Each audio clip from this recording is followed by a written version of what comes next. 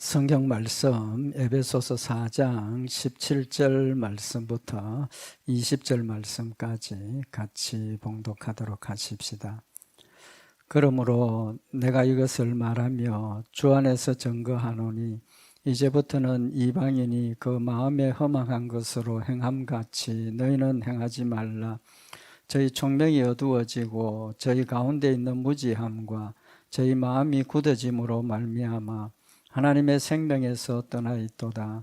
저희가 감각 없는 자 되어 자신을 방탕에 방임하여 모든 더러운 것을 욕심으로 행하되 오직 너희는 그리스도를 이같이 배우지 아니하였느니라. 아멘.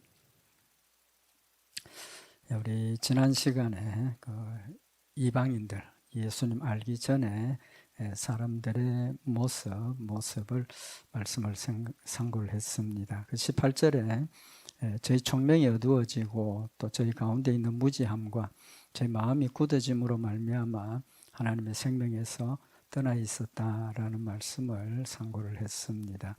우리 오늘 19절은 그 총명이 어두워지고 무지하고 마음이 굳어진 그 상황, 결과가 어떤 삶이냐 하는 것을 19절에 구체적으로 지금 설명을 하고 계시는 말씀입니다. 총명이 어두워지고 무지하고 마음이 굳어짐의 결과가 19절에 보면 감각 없는 자가 되었다. 감각 없는 자가 되었다는 겁니다. 감각이 뭡니까? 감각. 느낌이죠, 그죠? 느끼는 겁니다, 그죠? 이렇게 만지는 거, 귀로 듣는 거, 눈으로 보는 거, 이런 것들이 감각이죠. 눈으로 보고, 저기 무슨 일이 일어났구나. 이런 느낌을 이야기를 하는 거죠. 그래서, 감각이 없다 하는 말은 어떤 사람입니까? 좀 무감각하는 사람이죠. 저도 좀 비슷한 사람인 것 같은데, 뭐가 이렇게 다가오면 빨리 알아차리고, 이게 위험하구나. 이게 좋은 거구나. 이런 느낌이 살아있으면 빨리빨리 느껴지고 거기에 대해서 대처를 하고 이렇게 움직여지는데, 감각이 없으면 뭐 이렇게 꼬집어도 아픈 줄 모르고 위험이 닥쳐도 모르는 이제 그런 상황이 되어지는 거죠. 결국은 총명이 어두워지고 무지하다는 것은 사물을 보고도 이게 어려운 건지 위험한 건지 좋은 건지 즐거운 건지 분별이 안 된다는 거죠. 그죠? 분별이 안 된다는 거고, 또 마음이 굳어졌다 하는 것은 더구나 마음에 굳어진 건 뭐가 없습니까? 감정이 없는 거죠. 좀 무감정입니다. 슬픈 걸 봐도 슬퍼할 줄 모르고, 기쁜 걸 봐도 기뻐할 줄 모르고, 이제 그런 상황이 되어지는 거죠. 그러니까 전체적으로는 본인은 편할는지 모르겠습니다. 그죠?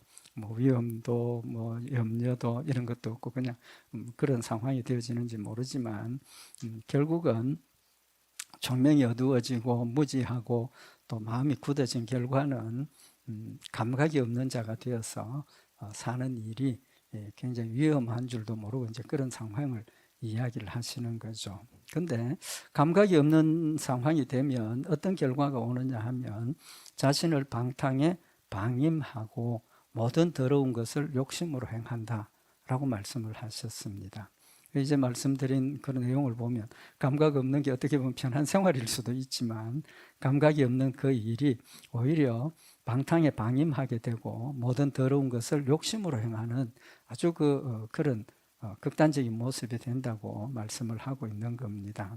그래서 감각이 없는 결과가 방탕에 방임한다. 이 방탕이라는 뜻은 허랑방탕하다, 그죠? 욕심 또 세상의 육체적인 어떤 쾌락 이런 것들을 의미하는데 방임한다라는 뜻은 넘겨준다는 뜻입니다. 우리말은 그냥 방임한다는 게 던져놓는다는 뜻이죠. 근데 여기 헬라 원어의 의미는 방탕에 나를 맡긴다는 겁니다. 내어주고 거기에 끌려간다라는 그런 상황이죠. 그러니까 자신을 방탕에 방임하는 것은 어떤 삶입니까? 어떤 삶입니까? 뭐 뻔하죠, 그죠? 제가 설명을 안 드려도 마약도 하고 술도 마시고 뭐 노름도 하고 뭐 이런 세상의 어떤 쾌락을 쫓아서 그것만 쫓아가는 이제 그런 모습을 이야기를 하죠. 또 모든 더러운 것을 욕심으로 행한다. 이 욕심도 두 가지입니다, 그죠? 무슨 욕심이 있고 무슨 욕심이 있습니까? 좋은 욕심이 있습니다. 좋은 욕심이 있습니다. 또 나쁜 욕심. 여기 오늘 본문에 나타나는 거 보면 더러운 것을 욕심으로 행하는 그런 욕심이 있습니다. 좋은 욕심은 가져야 됩니까? 안 가져야 됩니까? 가져야 됩니다. 욕심이라고 다 나쁜 거 아닙니다. 욕심이 다 나쁜 게 아니고 정말 하나님을 뜨겁게 사랑하고 하나님을 섬기고 하나님을 따라가는 그 일에 우리 욕심이 있어야 되죠. 하나님에 대한 욕심이 있어야 하고 하나님을 섬기고 하나님을 기쁘시게 하는 일에 우리가 욕심이 있어야 됩니다. 욕심이 다 나쁜 게 아니고. 근데 여기 욕심은 모든 더러운 것을 욕심으로 행한다. 모든 더러운 것. 더러운 것은 뭐 설명을 안 드려도 아시겠죠. 하나님의 의와 반대되는 것. 하나님의 의와 반대되는 것. 극단적으로 이야기를 하면 하나님 말씀을 불순종하고 하나님을 거역하고 하나님을 대적하는 일에 욕심으로, 그것도 욕심으로 행한다는 결과를 말씀을 하고 있는 겁니다. 조금 더 구체적으로 말씀을 드리면 감각이 없다는 것, 이제 말씀드린 것처럼 부끄러움도 모르고 통증도 모르고 위험한 것도 모르고 희노애락 감정도 없고 이제 그런 상황이 되는 거죠. 특별히 여기 감각이 없다, 총명과 지식이 없다, 그 말은 그 감각이 없다는 것은 어디에 대한 감각이 없는 겁니까? 총명과 지식은 제일 중요한 게 하나님을 아는 지식이고 하나님이 주신 분별력, 총명인데 그것이 없다 하니까 하나님을 전혀 인식하지 못한다는 거죠. 하나님을 전혀 못 느끼고 하나님을 모른다는 겁니다. 그래서 로마서 1장 19절에 보면 이는 하나님을 알만한 것을 저희 속에 보임이라 하나님께서 이를 저희에게 보이셨느니라. 하나님께서 하나님의 존재를 모든 세상 사람들에게 다 보여주셨다는 겁니다. 다 보여주셨다는 거죠. 이게 무슨 말씀이냐 하면 자연계시를 의미를 하는 겁니다. 자연계시. 우리 계시가 특별계시, 성경을 특별계시라 그러고 그 외에 자연을 통해서 하나님의 존재를 우리에게 보여주시는 것을 자연계시라고 하는데 해가 뜨고 바람이 불고 비가 오고 뭐 이런 사계절이 있고 이런 모든 일들이 하나님께서 우리에게 근본적으로 하나님의 존재가 계신다는 것을 알려주시고 느끼게 하시는 현상이라는 거죠. 뭐 오래된 이야기지만 제가 학교 다닐 때 우리 과학 쪽에 일하시는 선생님이 자신은 하나님은 안 믿는데 하나님은 믿지 않지만 절대자가 계신다는 걸 자기가 느낀다고 말씀을 하시더라고요. 그러면서 왜 그런 이야기를 하시느냐 하면 이 우주 만물이 정확하고 규칙적으로 움직여지는 그런 걸 보면 우연히 되어지는 일은 절대로 아니라고 자기는 생각을 하신대요. 우연히 그렇게 되어질 수가 없다는 겁니다. 그렇다면 결론은 이 모든 일들이 이렇게 정확하게 진행되는 것은 뭔가 초월한 어떤 존재가 다스리고 있다라는 걸 본인은 느낀다라고 말씀을 하시더라고요. 그때 용감하게 일어나서 선생님 그 하나님입니다 이렇게 이야기를 했어야 되는데 저는 그런 말은 못했습니다. 어쨌든 이런 그 자연을 통해서 하나님이 존재와 하나님의 사랑과 하나님의 은혜를 느낄 만한 걸 보여주셨다는 겁니다. 왜 제가 이 말씀을 드리느냐 하면 믿지 않는 사람들의 마음속에도 뭔가 좀 있는 분들은 뭔가 초월적인 존재가 있다는 걸 알도록 하나님께서 보여주셨다는 겁니다. 맞죠? 뿐만 아니라 모든 사람들의 마음속에 초월한 존재, 신적인 존재가 있다는 것은 꼭 과학적인 그런 것 아니더라도 사람들의 마음속에 그런 생각을 가지고 있지 않습니까? 그러니까 뭘 만듭니까? 우상을 만들고 우상을 숭배하는 겁니다. 인간의 힘으로 할 수 없는 일들이 벌어지고 인간의 노력으로 되어지지 않는 어려운 일들이 벌어질 때 이건 인간이 할 수 없다. 누군가 초월적인 존재가 이걸 도와야 한다라는 그런 마음을 사람들이 다 공통적으로 가지고 있다는 걸 우리가 보고 있지 않습니까? 그러니까 무당도 찾아가고 뭐 대구에 갑밥이 유명한 갑밥이 있습니다. 가서 아들 낳게 해달라고 빌기도 하고 나무에도 빌고 이런 모습이 일어난다는 거죠. 그래서 하나님께서 분명히 이 자연을 통해서 창세로부터 그의 보이지 아니하는 것들 곧 그의 영원하신 능력과 신성이 그 만드신 만물을 분명히 보여 알게 되나니 그러므로 저희가 핑계치 못할지니라. 우주 만물에 되어지는 그런 일들을 보면 하나님의 존재와 하나님의 능력을 알 수 있다는 겁니다. 하나님 심판대 앞에 섰을 때 나는 뭐 듣지도 못했고 배우지도 못했고 하나님에 대해서 아는 것 전혀 없었다. 난 죄 없다. 모르는 것도 죄입니까 아닙니까? 모르는 것도 죄입니다. 그죠? 교통 법규 몰라서 지나가도 티켓 끊깁니다. 그러니까 하나님께서 보여주셨음에도 불구하고 그걸 깨닫지 못하고 있다는 거죠. 뭐 때문입니까? 총명이 어두워지고 무지하기 때문에 하나님께서 보여주신 그런 것들을 전혀 받아들이지 못하는 그런 마음이 굳어 있는 상황을 지금 말씀을 하고 있는 겁니다. 두 번째로 마음이 굳다는 것은 좀 전에 말씀드린 것처럼 감정이 없다는 겁니다. 감정이 없다. 예수님께서 마태복음 11장 16절에 보면 이 세대를 무엇으로 비유할꼬 비유컨대 아이들이 장터에 앉아 제 동물을 불러 가로되 우리가 너희를 향하여 피리를 불어도 너희가 춤추지 않고 우리가 애곡하여도 너희가 가슴을 치지 아니하였도다 함과 같도다. 예수님께서 동무들끼리 친구들끼리 모여서 노는데 피리를 불어도 즐거워하지 않고 춤추지 않고 옆에서 슬피 울어도 가슴을 치고 같이 슬퍼할 줄 모른다는 겁니다. 감정이 메말랐다는 거죠. 감정이 메말랐다는 겁니다. 마음이 굳어진 상황을 이야기를 하는 거죠. 결론은 감정이 없어지고 또 이렇게 마음이 굳어진 그 결과는 어떤 결과가 있느냐 하면 자꾸 더 자극적인 걸 찾게 되는 겁니다. 예를 들어서 그냥 요렇게 볼 꼬집었을 때 느껴지면 아 이거 이렇게 하는데 이거 모르면 더 센 게 오죠. 더 센 게 옵니다. 그것을 어디에 적응을 시켰냐 하면 방탕에 방임한다는 것에 우리가 적용을 시켜보면 방탕이라는 게 쾌락을 찾아가는 거죠. 세상 연락과 세상 쾌락을 찾아가는데 그 쾌락을 찾는 그 일이 한번 빠져들기 시작하면 어떻게 됩니까?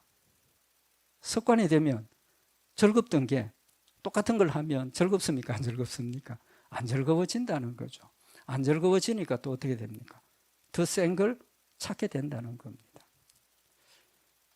좋은 예가 될는지는 모르지만 우리 영화에 대해서 잠깐 좀 말씀을 드려보십시다. 저 뭐 영화 잘 보지도 않고 잘 모르지만 우리가 어릴 때 영화에서 보면 기껏 사람 죽이는 것 어떤 정도 죽입니까? 황량의 무법자 권총 한 자루 들고 다니면서 한 사람 죽이는 그걸로 끝이. 그러면서 시간이 좀 지나면서 보니까 그 영화에서도 뭐가 등장합니까? 기관총, 연발총, 다다다다 사람 많이 죽이는. 그 다음에 어떻게 넘어가? 지금은 어떤 현상입니까? 지구 멸망하는 정도 가지고는 사람들이 느낌이 없어요. 느낌이 없으니까 어떻게 됩니까? 전 우주가 막 폭발을 한다. 뭐 극단적으로 지금 자꾸 가게 되는 것을 우리가 볼 수가 있는 겁니다. 뿐만 아니죠. 우리 어릴 때만 해도 뭐 마약이나 이런 것 그냥 숨어서 조금 기껏해야 담배 피우고 뭐 그런 정도인데 지금 어느 정도가 됐습니까? 지금 신문을 보면 청소년들까지도 아주 절망적이고 무서운 마약에 심취돼 가지고 그걸 끊지 못해서 쫓아가는 그런 모습을 볼 수가 있다는 거죠. 순정영화, 요새 순정영화도 있는지 모르지만 보고 눈물 흘리는 영화 잘 안 됩니다. 그죠? 왜 그렇습니까? 보통 울음하는 정도가 안 되니까 뭐 그 드라마 내용도 꼬고 꼬아가지고 사람들이 거기에 자극을 받도록 하는 거죠. 그만큼 우리가 감정적으로 또는 느낌으로 모든 것들이 무뎌지고 또 느끼지 못하는 그런 상황이 되었다는 겁니다. 그래서 한국에 있을 때 이렇게 가다가 차가 급히 스탑하죠. 급브레이크를 밟으면 삑 소리가 나는데 하고 전부 다 돌아보는데 그 다음에 나오는 반응이 뭡니까? 사고 안 나면 별거 아니네. 별거 아니네입니다. 어떤 느낌이 드십니까? 아유 다행이다. 이래야 되는 거 아닙니까? 아 다행이다 해야 되는데 별거 아니다. 그 말 속에는 마음속으로 급한 상황이 벌어졌으니까 뭔가 사고가 났어야 된다라는 생각을 하게 된다는 거죠. 그런 모습들이 우리 사람들의 감정이나 느낌이나 생각이나 행동들이 더 자극적이고 더 큰 것들을 쫓아가고 또 그거 아니면 별로 감정의 느낌이 없다는 사실을 지금 우리에게 증명을 해주는 일들이죠. 결국은 그렇게 되니까 모든 더러운 것에 우리의 욕심과 모든 것들 거기에 맡기고 따라가게 되는 그런 결과를 가져온다는 거죠.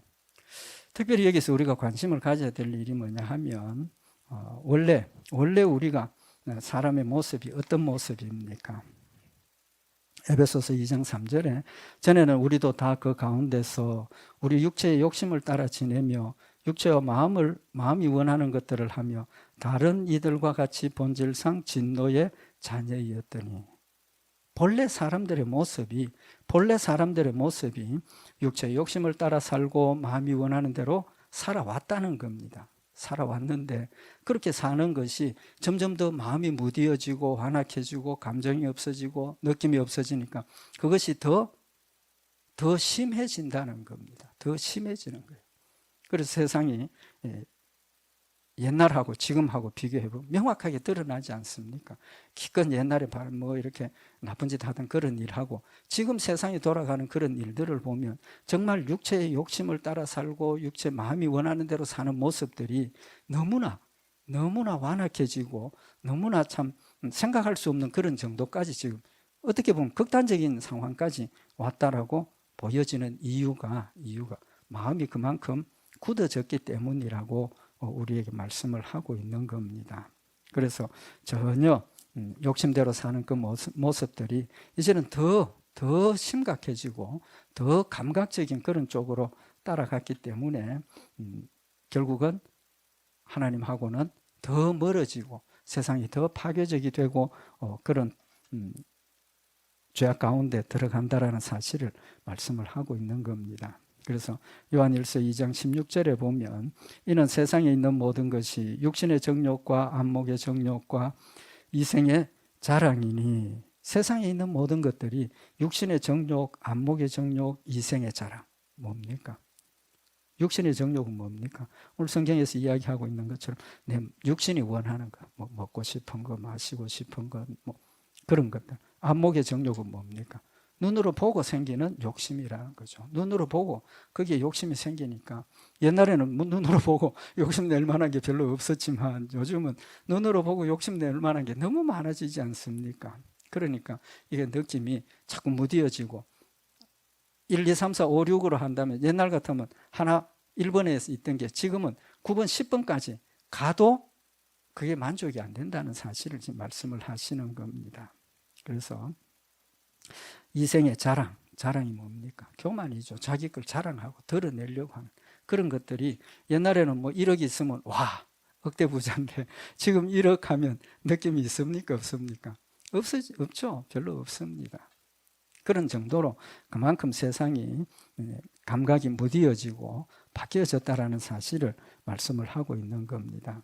원래부터 그런 거였지만 지금은 그것을 욕심으로 자꾸 행하다 보니까 목표를 이루고 나면 만족이 됩니까? 안 됩니까? 잠깐 만족이 있죠. 잠깐 만족이 있고 그거 가지고 좀 지나면 이제 느낌이 없어지는 거죠. 느낌이 없어지니까 또 더 큰 걸 원하게 되고 더 강한 걸 원하게 되고 더 자극적인 걸 원하게 되다 보니까 결국은 파멸의 길로 간다라는 사실을 말씀을 하고 있는 겁니다. 그래서 결론은 요한일서 2장 15절에 이 세상이나 세상에 있는 것들을 사랑치 말라. 누구든지 세상을 사랑하면 아버지의 사랑이 그 속에 있지 않다. 세상을 사랑하지 말라는 겁니다. 세상을 사랑하면 처음에는 느낌이 있고 만족함이 있고 즐거움이 있고 좋음이 있지만 그것이 자꾸 지나가면 끝이 없고 감각이 없는 그런 상황이 되어지고 결국은 욕심대로 사는 그것이 뭐가 됩니까? 우상이 된다는 겁니다. 자신에게 우상이 되고 하나님 대신에 거기에 빠져서 헤어나지 못하는 파멸의 길로 간다는 사실을 말씀을 하고 있는 겁니다. 20절에 보면 오직 너희는 그리스도를 이같이 배우지 아니하였느니라. 이방 사람들은 하나님의 존재 자체에 대해서 무지하고 하나님의 역사와 하나님의 사랑과 은혜에 대해서 무지하기 때문에 그들은 세상 것이 전부입니다. 세상 것이 전부니까 거기에 빠져서 욕심으로 그걸 찾고 따라가니까 점점 무감각해지고 더 파멸의 길로 갈 수밖에 없지만 오직 우리는 그리스도를 이같이 배우지 아니하였다. 그리스도를 이같이 배우지 않았다는 겁니다. 여기 너희는 그랬습니다. 너희는. 근데 앞에서 이방 사람들을 뭐라고 그랬습니까? 저희는 그랬죠. 저희는. 소속을 이야기를 하는 거죠. 너희는 같이 우리는 하나가 되었고 그리스도 안에 있는 한 몸이고 한 백성이라는 말이고 저희는 우리하고는 상관없는 이제 그런 사람들이라는 것을 밝히시면서 너희는 그리스도를 이같이 배우지 아니하였느니라. 배운다 하는 말씀은 우리 신앙생활이 뭐라는 겁니까? 배운다는 겁니다. 늘 말씀을 드리지만 믿음으로 우리가 하나님을 섬기고 따라가는 일은 배우는 겁니다. 배우는 것. 근본적으로 배우는 건 누굽니까? 여기 말씀하셨죠. 그리스도를 이같이 배우지 않았다. 그리스도를 배우는 겁니다. 그리스도. 예수 그리스도를 배우는 겁니다. 이 말씀 우리 정확하게 해석을 해야 되는데 그리스도를 배운다 하는 뜻이 그리스도에 대한 내용, 다시 말하면 뭐 사랑의 하나님, 은혜의 하나님, 구속주 뭐 이런 그런 내용을 배우는 것이 아니고 그런 내용을 배우는 것이 아니라 예수 그리스도의 삶 자체를 예수 그리스도의 실체를 우리가 배우고 믿고 따라간다는 의미를 말씀을 하고 있는 겁니다. 그래서 예수님을 지식으로 배운다는 것이 아니고 예수님의 삶과 예수님의 존재와 예수님의 믿음의 대상 예수님을 우리가 명확하게 알고 그 다음에 그것을 배우는 결과가 뭡니까? 우리도 따라간다는 거죠. 따라 행한다라는 사실을 말씀을 하고 있는 겁니다. 그래서 예수님을 배운다는 것은 믿음의 순종을 지금 우리에게 교훈을 하시는 겁니다. 그 말은 우리는 예수님의 뭐라고 표현을 해야 됩니까? 제자라는 거죠.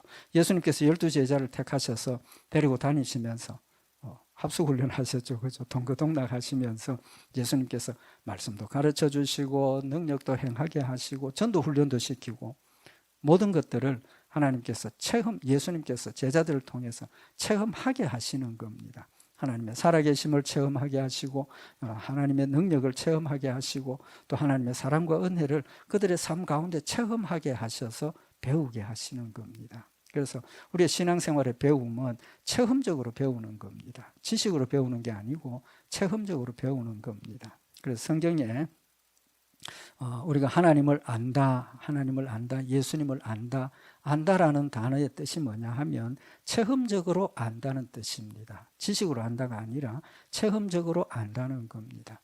믿음은 결국은 뭡니까? 체험입니다. 체험. 체험하기 위해서 필수적으로 우리가 해야 될 게 뭡니까?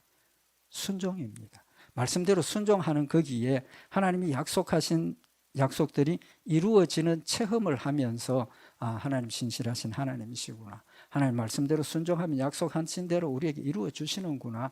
그게 믿음이 되는 거고 그게 나에게 체험한 지식이 되는 거고 몸으로 그걸 체득하고 나니까 옆구리만 꾹 찔러도 예 하나님 하고 행동이 나온다는 겁니다. 반응이 나오는 게 행동이 나온다는 거죠. 순종이 나온다는 겁니다.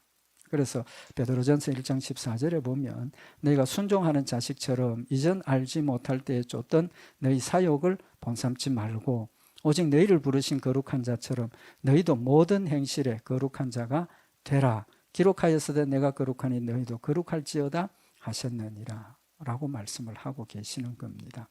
예수님께서 내가 거룩하니 너희도 거룩하라 하시면서 거룩한 삶을 우리에게 실제로 본으로 보여주셨다는 겁니다. 본으로 보여주시면서 이렇게 하라라고 말씀을 하셨죠. 그래서 우리 늘 말씀을 드리는 말씀이지만 마태복음 11장 28절에 수고하고 무거운 짐진 자들아 다 내게로 오라. 내가 너희를 쉬게 하리라. 나는 마음이 온유하고 겸손하니 나의 멍에를 베고 내게 배우라. 그러면 너희 마음이 쉼을 얻으리라. 우리 마음을 쉬게 하신다고 하시면서 쉬게 하신다 하시면서 우리 쉰다는 뜻은 뭡니까? 우리는 그냥 아무 일 안 하고 편안하게 아무 행동도 안 하고 편안하게 있는 걸 쉰다라고 생각을 하는데 예수님께서 오라 하시는 거예요. 오라 쉬게 하리라. 그런데 그 쉼은 무슨 쉼입니까? 마음이 쉼을 얻으리라. 사실은 마음이 불안하고 걱정이 있고 마음이 고통스럽고 괴롭고 하면 육신은 가만히 있어도 괴로운 거 아닙니까? 그게 더 괴로운 일이죠. 그렇지만 마음이 평안하고 마음이 쉼을 얻으면 육신의 일은 상관이 없어진다는 겁니다. 근본적인 쉼을 우리에게 주시는데 마음의 쉼을 얻기 위해서 예수님께서 가르치시고 우리는 배우고 이제 그걸 말씀을 하시는 겁니다. 예수님께서 내게 배우라 그러셨는데 본을 보여주셨죠. 그죠? 예수님 본을 보여주셨습니다. 말로만 가르치신 게 아니고. 그래서 예수님 본으로 보여주신 내용이 뭡니까? 몇 가지만 말씀을 상고하고 마치도록 하십시다. 예수님께서 본으로 보여주신 게 뭡니까? 첫째가 하나님을 사랑하는 본을 보여주셨습니다. 하나님을 사랑하는 본을 보여주셨어요. 그래서 요한복음 14장 31절에 보면 오직 내가 아버지를 사랑하는 것과 아버지의 명하신 대로 행하는 것을 세상으로 알게 하려 함이로라. 뭘 의미를 합니까? 예수님께서 십자가에 못 박혀 죽으시고 죽기까지 복종하시는 그 모습을 통해서 사랑하면 뭐 합니까? 복종한다는 걸 우리에게 본으로 보여주시는 거죠. 본으로 보여주시는 겁니다. 우리가 하나님을 사랑하는 것이 뭐라고 그랬습니까? 하나님의 말씀을 지키는 것. 말씀을 지키는 것. 그 본을 예수님께서 하나님을 사랑하시기 때문에 죽는 것까지, 죽는 것도 순종하는 모습을 보여주셔서 우리도 그렇게 순종하고 따르라고 말씀을 하시는 거죠.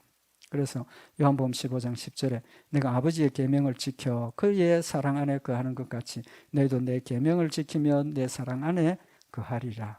하나님 사랑하고 우리가 하나님 말씀대로 순종하면 하나님 사랑 안에 거하게 되고 또 예수님이 하나님 사랑 안에 거하신 것 하나가 된 것처럼 우리도 하나님의 계명을 지키고 순종하면 하나님과 하나가 되고 하나님 안에서 삶을 우리에게 본으로 보여주셨다는 거죠. 두 번째 본을 보여주신 게 뭡니까? 우리 잘 아시는 말씀입니다. 제자들의 발을 씻기시고 뭐라고 그랬습니까?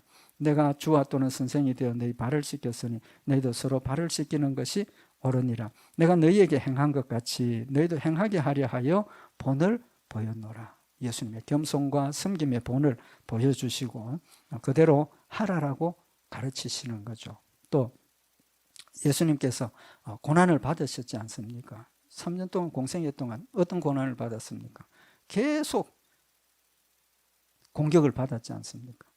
나 하나님의 아들이다, 아니다, 마귀의 두목이다, 귀신의 두목이다, 뭐 안식일을 거룩하게 지키지 않고 안식일을 범하는 죄인이다. 계속 공격을 받았습니다. 그 얼마나 큰 공격이고 고통이고 고난 아닙니까?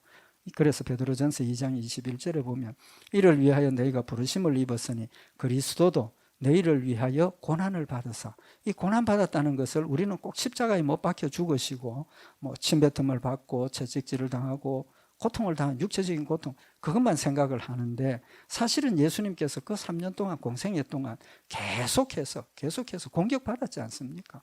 너 하나님 아들 아니다. 너 하나님 아들 아니다. 심지어는 귀신의 두목이라까지 하는 그런 공격을 받았지 않습니까? 그 얼마나 아마 제가 그렇게 공격받았으면 금방 던지고 끝났을 겁니다. 그런 고난을 예수님께서 받으시고 감당하시고 끝까지 하나님 말씀 순종하신 것은 그리스도도 너희를 위하여 고난을 받으사 너희에게 본을 끼쳐 그 자취를 따라오게 하려 하셨느니라. 그래서 우리가 예수 믿는 것 때문에 고난 받지 않습니까? 예수 믿는 것 때문에 고난 받지 않습니까? 조롱도 받고 불이익도 당하고 뭐 무시도 당하고 외면도 당하고 예수님 당했던 그런 일들을 우리가 당할 때 믿음으로 그런 것들을 승리하고 이기라는 것을 본으로 보여주셨다는 것이죠. 그리고 예수님께서 뭐라고 말씀을 예수님을 우리가 어떻게 본받아라 그랬습니까? 빌립보서 2장 5절에 너희 안에 이 마음을 품으라 곧 그리스도의 마음이니 그리스도 예수의 마음이니 예수님의 마음을 품을 수 있도록 예수님의 마음을 우리에게 보여주셨지 않습니까? 삶을 통해서 우리에게 보여주셨고 우리를 따라올 수 있도록 말씀을 전하신 거죠. 그래서 빌립보서 2장 6절에 보면 그는 근본 하나님의 본체시나 하나님과 동등됨을 취할 것으로 여기지 아니하시고 오히려 자기를 비워 종의 형체를 가져 사람들과 같이 되었고 사람의 모양으로 나타나셨으며 자기를 낮추시고 죽기까지 복종하셨으니 곧 십자가에 죽으심이라. 온유와 겸손과 사랑에 대해서 본을 보여주신 거죠. 그래서 요한일서 2장 5절에 보면 누구든지 그의 말씀을 지키는 자는 하나님의 사랑이 참으로 그 속에서 온전케 되었나니 이로써 우리가 저 안에 있는 줄을 아노라. 저 안에 거한다 하는 자는 그의 행하시는 대로 자기도 행할지니라.